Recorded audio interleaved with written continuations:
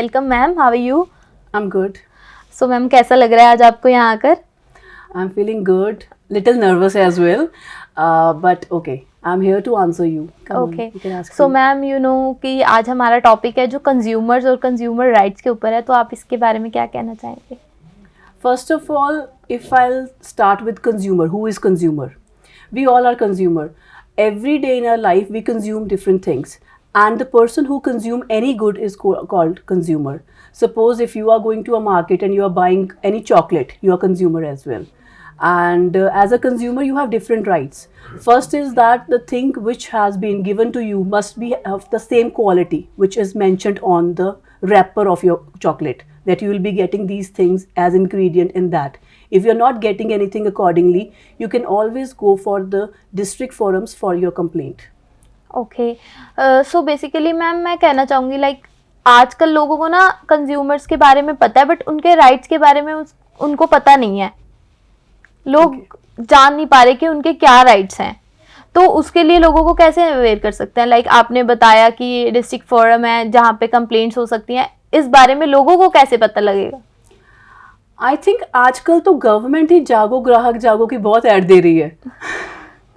That is basically is consumer.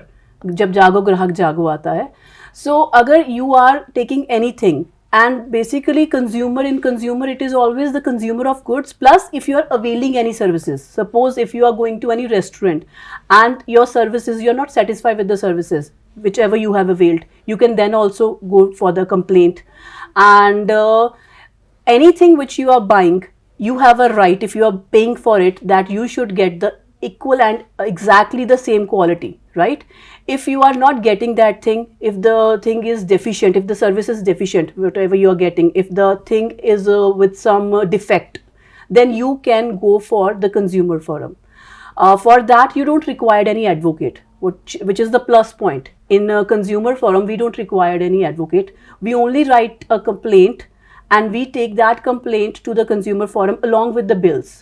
But always remember that if you are buying anything and if you are not satisfied with that thing, you must have a bill for that. That's why government is saying that if you are buying anything, you should always go for a bill. Okay, so then ma'am ये चीज़ें resolve कैसे होंगी? जो उनकी complaints हैं वो resolve कब होंगी? मतलब कितने टाइम पीरियड लग जाता है? Actually, for consumer forum, there is a time limitation. For every act, if you want to approach to court, there is a limitation act for it. It is not the thing that right now today you have consumed anything and you did not find it appropriate and after 5 years you can go for a case. Nothing like that. If you are not satisfied, there is a time limit. That is a maximum 2 years. Within 2 years you have to file for complaint. And for complaint you have to write that what was the exactly thing. First of all, in complaint you have to start with the introduction of the complaint, that what exactly happened, and after that what have you sorted for it. Suppose you went to the shopkeeper. Suppose let's take example that you bought a phone, mobile phone of Samsung brand, and within the warranty period that phone stopped working. So first of all you'll approach to the shopkeeper, right? That okay fine, I bought this phone from you, right now it's not working. After that, if you are not satisfied with the shopkeeper reply, you will go to the that service center. Consumer will say you, the shopkeeper will say you go to the service center, they will solve your problem. At service center also they were not able to solve your issue. Then you will go to the company who made it, right? The Samsung company. You can write to them as well that okay fine, consumer complaint number is there for them. Every company has a consumer complaint number. So we can call them. It's a toll free number, so you can call them. Still they are not able to solve your issue. Then you will approach to the forum. It's not exactly that okay fine, the thing is not working, you have not sorted every ground पहले level पे and then again you approach the court. No, first sort every level. हो सकता है shopkeeper ही आपकी problem solve कर दे, then हो सकता है आपके कस्टमर केयर वाले सॉल्व कर दे. If they are not able to solve it, then you can approach to the court. Like ma'am आजकल हम देख रहे हैं ना कि फ्रॉड्स बहुत हो रहे हैं कंज्यूमर्स के साथ. लाइक ऑनलाइन जनरेशन है आजकल, सब कुछ ऑनलाइन ही चलता है. सो उसके लिए जैसे कि फ्रॉड्स हो रहे हैं, तो उसके लिए भी हमें यही प्रोसीजर रहता है सब? फ्रॉड जो फ्रॉड्स हो रहे हैं ऑनलाइन कंज्यूमर्स के साथ, जैसे उन्होंने ऑनलाइन कुछ खरीदा और उसके बाद उनके साथ फ्रॉड हो गया कि वो चीज ना आके कुछ और आया, या फिर उसको भी ऐसे ही रिसॉल्व कर सकते हैं हम? जो चीज़ आपने मंगवाई, यस। अर्लियर अगर हम देखें, there was a amendment in 2019. Before that e commerce was not in the consumer act, but after that it is in the consumer act. Now if you are facing any issue on the electronic commerce that is online, you can approach the court. But then also if you got any issue, first of all you'll call them. Suppose you are buying anything from a XYZ company, right, and you are not satisfied with the product, you'll call them first. You'll tell them that your product is defective, I'm not satisfied, I ordered something else but I got something else. If they are not able to solve your problem, if they are not listening to you, then you'll approach to the district sometimes forum. हम देखते हैं कि हम online किसी site से ना कुछ भी मंगा लेते हैं और उसके बाद जो वो नंबर होता है वो ही नहीं चल रहा होता, सो एट दैट टाइम हमें क्या करना चाहिए? Consumer should be aware. और ये अवेयरनेस कैसे आएगी कंज्यूमर्स ये में? अवेयरनेस आपके पास खुद भी आती है. इट्स लाइक अगर हर रोज मार्केट में नई कंपनीज आती हैं, राइट? हमेशा कहा जाता है that if you want to buy anything you should go for authentic things. ऐसा नहीं है कि कोई भी आपने अचानक ऐड देख ली. अब देयर इज़ अ ऐड जो अचानक इंस्टाग्राम पे बार बार आती है, 15 दिन में फैट लूज करने के लिए आप कैप्सूल्स खाइए. अब आई डोंट थिंक सो कि वो कैप्सूल काम करेंगे. You are over eating yourself और आप कैप्सूल खा रहे हैं कि मैं पतला हो जाऊंगा. Not at all ma'am. ये मंत्र नहीं होते हैं, ये कोई जादू नहीं है कि हाँ ऐसा हो जाएगा. थोड़ा सा लॉजिकली कंज्यूमर को भी सोचना पड़ेगा कि okay fine, if I am buying anything at least उसकी ऑथेंटिसिटी होनी चाहिए. चमत्कार नहीं कर सकती कोई भी tablet. But like we are educate about that, but जो एजुकेट नहीं है उनके लिए क्या करें? उनके लिए मैम गवर्नमेंट जगह जगह अवेयरनेस कैंप चलाती है, राइट? Okay. जैसे if we are buying anything, अगर हम इलेक्ट्रॉनिक्स में लें या काफ़ी चीज़ों पे ISI मार्क आता है तो हमें बोला जाता है कि गो फॉर ISI मार्क. अब सेफ्टी पर्पस के लिए देखें, आप प्रेशर कुकर लेने के लिए मार्केट में गए हैं, राइट? एंड वहाँ पे हॉकिंस का भी है, कोई एक नई कंपनी करके चांद कंपनी आ गई, आपको वो सस्ता लगा, you will buy for it. आपने देखा ही नहीं कि ISI मार्क होना चाहिए.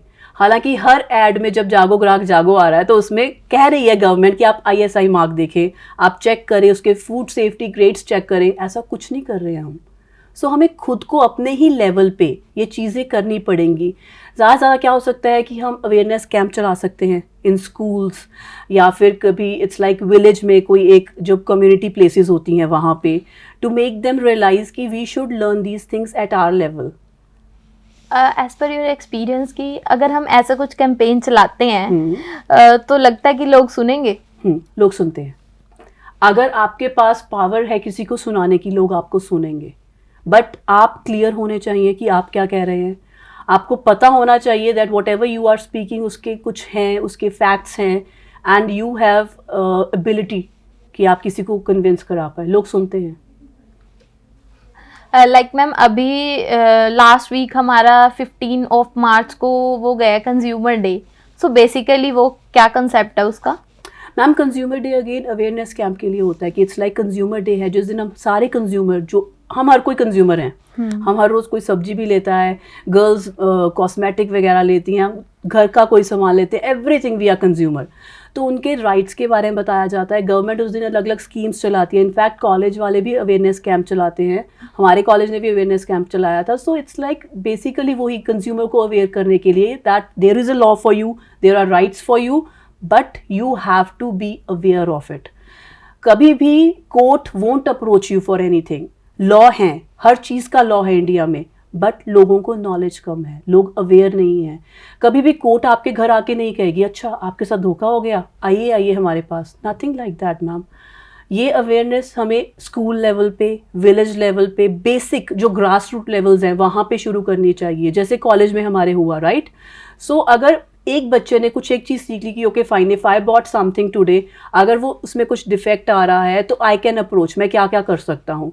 तो उसी तरह सबके राइट्स सबको पता हो जाएंगे तो डेफिनेटली इंडिया प्रोग्रेस कर लेगा. हाँ जी. सो अब जो ये कैंपेन्स चलाते हैं वो किस बेसिस पे चलाता है कि लाइक वो विलेजेस से शुरू करते हैं या फिर सिटीज़ से? लाइक ऑलमोस्ट सिटीज़ के लोगों को पता होता है कि कस्टमर केयर क्या है या फिर हमें अपनी कंप्लेंट कहाँ करनी है, बट बेसिकली नॉलेज विलेजेस के लिए होती है ये. Ma'am basically grass root level के लिए नॉलेज होती है हमेशा, जो अवेयरनेस कैंप हैं।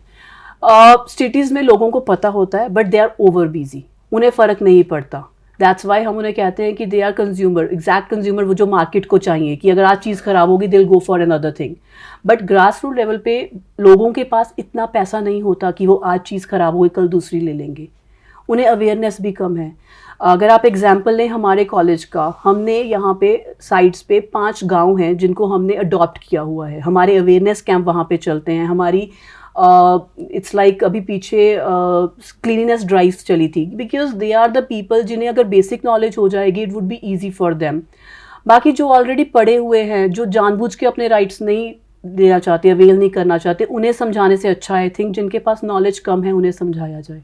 Okay, so that's it for today. आज हमने बहुत कुछ सीखा, मैम ने हमें बहुत कुछ बताया जिसके बारे में एक्चुअली मुझे भी इतनी नॉलेज नहीं थी, वो आपने ही दी।